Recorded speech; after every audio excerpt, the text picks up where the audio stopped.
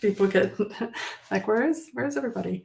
Hi, everybody. It's Katie Harris, owner and CEO of NursePreneurs, and I'm here today with Lisa Dunlap from Nurse Your Soul. Lisa, thanks so much for being here with us today. Thanks for having me. It's great. Yeah, so tell me a little bit about Nurse Your Soul. What is that? Nurse Your Soul is a business that birthed out of my rock bottom burnout at the beginning of the pandemic. And what I do is I help other nurses and women in healthcare who feel stuck, burnt out. I help them restore and revive themselves so they can live a life they love and thrive. And most recently, I've added on helping them also build and scale their own virtual business so that they can scale back at the bedside and live the life they've wanted and find happiness again. Okay, and so you started at the beginning of the pandemic, so yeah, March, April 2020, around there. Yeah. Yeah. Let's see, back up a little bit. So I would say the business started like in August of 2020. So March was right around my rock bottom, like terrible, couldn't get off the couch, severe back pain. And coming to find a potentially life-limiting diagnosis of ovarian cancer. And it was through that journey of being stuck at home with two small children in a pandemic and unfolding, unpacking this potential I might be dying to, how do I find joy amidst the struggle? How do I appreciate each moment? And it's not like I had yoga and all the things all our tools, right, were minimized in that time because I was in Seattle. It was like stay at home, lockdown. And that really was a wake up call. I didn't know I was burnt out. I just knew that I was sick. And with a background before nursing in holistic medicine, so as an herbalist and energy healer who'd been working with mindfulness and yoga, I started using those tools on myself every day. And really at the root of it, taking time every day during this stressful, like in a lot of pain with a lot of unknowns, um, checking in with myself every day and saying, how do you need to feel nurtured in this moment? And that was a new thing for me. And I think a lot of nurses, we put ourself on hold because we got to see our patients. And I was climbing that ladder of get to the top as a nurse practitioner, as a mom, as a doer, as a high achiever. And so I really got uh, learned about my thoughts and my emotions. And when they went in for surgery 12 weeks later, I'd been using these tools and I'd used some woo-woo stuff like envisioning the mass disappearing and envisioning myself getting better. And I had a community doing that. There was nothing there. There was this grapefruit sized mass was just gone. It was What? not It's crazy. right. I know. It hadn't burst. It hadn't nothing. They didn't see a print of it. And so the jaws were dropped in the OR. Like the doctor was like, Were they sick? okay, Wrong patient.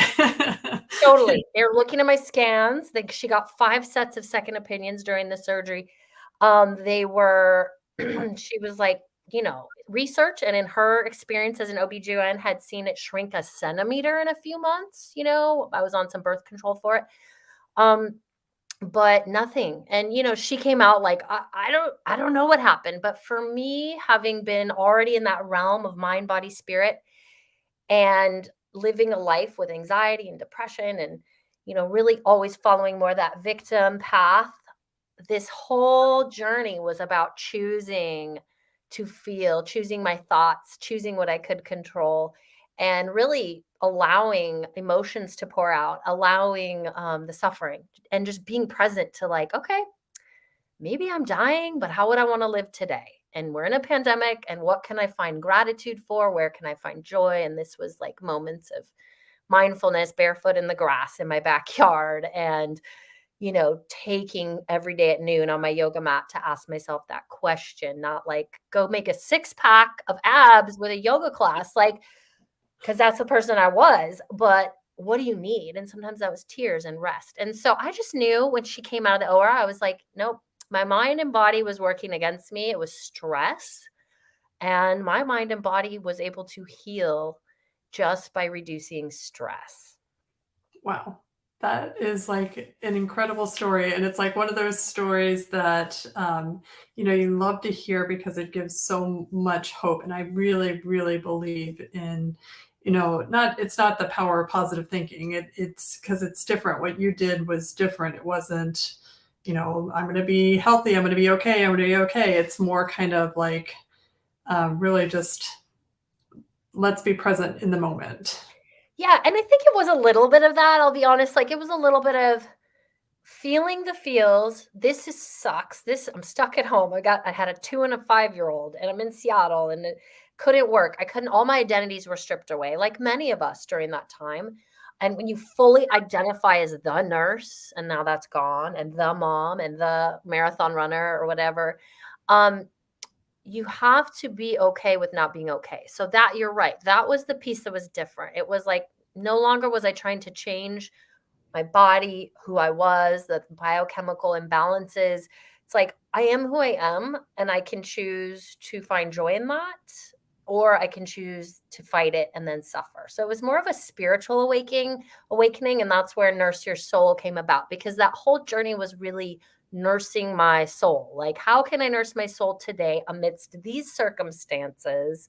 I had many moments. Now, I was gifted the time off work with a disability, and that was nice. And I realize a lot of nurses and women in healthcare, they don't have that. But I still had 2 small kids and a lot of pain. So it was like these mini moments, and nurture, self-care. I don't love that word anymore, self-care, but I call it self-nurture, became a need, not a want. So as I re-entered the clinical workforce, as I built my business, it's like on my calendar now, it's like a non-negotiable. And it's in these moments between my car and my home that I unplug the mind and just become present. And there was some positive thinking and mindset, as we know as entrepreneurs, is really powerful. Um, and also it was really about rest and allowing healing and not pushing through for someone else's schedule.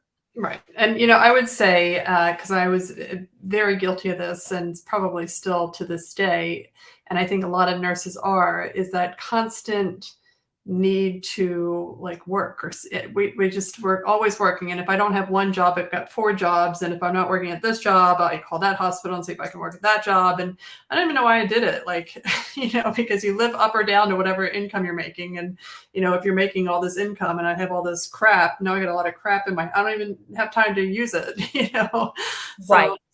yeah. Totally. And when you get off the hamster wheel, which we all, nurses who are thinking about becoming entrepreneurs, they're going to need to get off the hamster wheel and evaluate, okay, and that's where I started. My husband and me sat by the fire literally a day after surgery, and we were just like, what are we doing? We're both working 50-hour work weeks. We're scraping by in Seattle. We're missing our kids' childhood. We're not even doing the surfing, the snowboarding, the things we love. And we got really clear, crystal clear on our values and our vision. And you hear that a lot, so it sounds kind of like cliche, but really, like, where do I want to be? And what does every day look like? Is that sleeping in? Is that on someone's 10-hour day, or my 10-hour day, or my 4-hour day?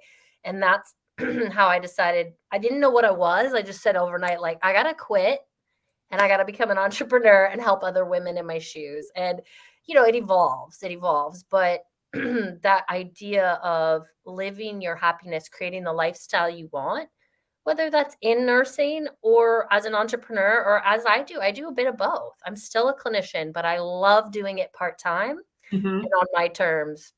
Yeah. I remember when going back to that same idea of work, work, work. And while I was working, I had what do you call them? She was like one of my best friends from nursing school. And blanking on, I want to call her a colleague, but she's not. But one of my best friends from college. She graduated from college, and while I went work, work, work, she's like, I'm just going to work 2 8-hour shifts a week, and that's it. And I was like, I could not fathom this. This like blew. I'm like, what do you mean? You're just going to work 2 8-hour shifts? I'm like, what about everything else? And she did that for like 20 years. And now I look back and I'm like, she had the best life. Yeah, and that's what it is, right? We have to figure out, I had to figure out, I mean, at that time, I wouldn't actually recommend what I did. I fully quit and was like, I'm going to go all in on the business. And I had a delusion of grandeur, which my husband was fully aware of. Like, I just thought, boom, I'll replace my income. No, sure, it's done. Now, is that the norm? Like, that it's done very quickly? No. Like, I highly recommend the scaling back on work hours, Yeah. even just if you're burnt out, like, and you can just do that to just have one focus day a week to take care of yourself. And then when you're ready, like, okay, that one focus day, non-negotiable, is like where I'm going to build my business. But, and, I think people feel stuck, but when you really look at your finances and your lifestyle, we moved across from Seattle to North Carolina for the reasons that I just described, where we said we want to walk the beach, we want to surf, we want a lower cost of living, which, knock on wood, it still is a little bit lower than Seattle. And we made a choice to do that, so we didn't both have to work full time. So there's a lot of wiggle room in how you approach your finances and building a business. Yeah, I agree. And, I would say typically we do recommend the nurses give up job number 2, 3, and 4 instead of quitting everything and going all in because it Totally. is hard. Oh, totally. I mean, now there's been times where it's fluctuated in the last 2.5 years I've done this, where I'm not working and I'm fully mom and business. And that's been great too. Don't get me wrong. I just think the financial pressure of starting and growing a business can be overwhelming Yeah. and so it's nice to have some steady income. Yeah, because I feel like that comes through as well. Like if you're desperate for money, it's like, oh my God, I'm not gonna be able to make my mortgage. You come off in a much different way than somebody that's just doing this because they enjoy it. They do enjoy the money, of course, but they're not desperate for the money to come in. And it plays very differently. Yeah, and absolutely. And I've been through both sides, right? I'm human. So, and I also wanted to mention, going back to what you said about overworking, had to be real careful. I still do every day, and I'm guessing you too, of that tendency to finding my worth with what I can achieve in my business, and Mhm. really setting disciplined boundaries around nurturing myself in within my business. Like, we can create this business for all the dream life, and we could still be working 10-hour days and scratching for money and more things, right? And so, like, I laugh at myself. We all fall off the horse and we get back on, and I'm like, your priority is like exercise and mental and physical health and time with your kids, and here you are on your computer, like, from 8 a.m. to 8 p.m. So there's still a lot of like discipline that goes with that, around setting boundaries Yeah. to not overwork in the business, and Yeah. to really, make sure those things you value are protected. Like, Right. Yeah, because my son, I'm a single mom, and my son would say, he's like, "You're always on your computer," and I was like, I would get up early, it's on my computer until he had to go to school, take him to school, come back, I'm on my computer, pick him up from school, come back, I'm on my computer until like 8, 9, 10 o'clock at night, and then I put him to bed, and I'm like, this is getting ridiculous. There's a lot of the stuff that I'm doing that I don't even need to be doing. I don't even know why I'm doing it, but and then just starting to put boundaries, and this is where, as the business started to get more and more automated and I didn't need to do as much, which was really the goal and what I'm still striving for, I could start putting those boundaries on my day. I'm like, I'm not going to start work until after he leaves for school. And I stop, I don't take any calls after 5 p.m. I don't even, now I binge on Netflix, which I'm not sure is any, it's much better. it's all balance. No, but that's so true. And we can have this hustle mentality, like, because I kept thinking, well, just if I make this much, or if I get this many clients, then I'll slow down. You know what? I'm learning, as I'm sure you have, as I'm in masterminds with 7-figure business owners, double seven. I don't even know how you say it all, but anyway, that it may never stop. It's a mentality. Like, if I make 6 figures, am I just going to suddenly stop hustling? Like, so it's a mentality. We have to continually check in about, why am I doing this? Right. What is the purpose? Yes, I got to pay the bills. And I Yes. love how you said boundaries around your time. And of course, there's times when you got to hustle, like, for whatever reason, but I'm sure you're a master of delegation. I'm still learning that art in my business. I'm now delegating a lot in my home, like cleaning and childcare and that kind of thing, easy meals. I haven't quite mastered the delegation in my business.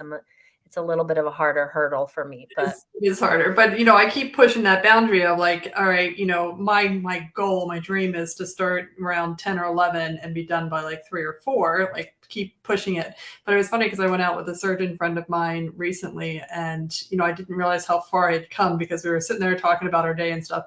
He's like, oh, I saw 40 people in the clinic, and then I went and did like 10 surgeries, it's something ridiculous. And then he was on call, and then, constant. I'm like, Jesus, like, I'm like, your day sounds, he's like, you're being judgmental. I'm like, no, I'm in a completely different world right now. Like, my priority is not to work nearly as much. And I used to be like, I totally love that. It's like, what is our priority? And, there's times in my business where I'm hustling because I'm going to go on vacation or, and like I said, right now, what's working for me is the part-time clinician, part-time business. That may not always work, but for me, it creates this sense of balance and this sense of like, I'm not quite ready to hire employees. So then I keep it at a level that I can manage. And, it's everyone has to do what works for them. Right. And I think, it's the same with finding the nurse business you want to do. I'm sure you talk about this. Like, I knew when I started, I could probably make a lot of money if I was like stuck with my geriatric background. I'm a geriatric nurse practitioner. I work in hospice and palliative. There's so much need for like, what do you call that? Like the concierge model or, the house calls. I'm like, but I don't want to do that. Like, I won't be happy. right, So I could make the money. I'd just be the same as back at the bedside. right. So it's like finding what you're good at, but what also you love and that people need, obviously. That's the secret sauce. Exactly. All right, everybody. So Lisa Dunlap from Nurse Your Soul, we're actually doing a podcast interview, and we're going to go more in depth into her business, what it is, and how she got it started, and the challenges around getting it started. Because there's always something. I've never met one business owner yet that was like, oh, it was so easy. I just put it all together and made lots of money. So haven't had that yet. So if your story's like that, and can't imagine. But Lisa, in the meantime, where can people find you and learn more about what you're doing? Yeah, thank you for asking. I am on Facebook. I mostly have nurses in a Facebook group called Burnout to Boss Babe. The name is kind of changing a bit. It was Burnout to Bliss, but essentially it's burnout tips, it's mindset tips, and business tips. And that's a great place to find me, free content. Or you can just follow me at Lisa Dunlap on Facebook and you'll find tidbits of my content there too. Awesome. Well, thank you so much for joining us today, Lisa. Yeah, thanks for having me.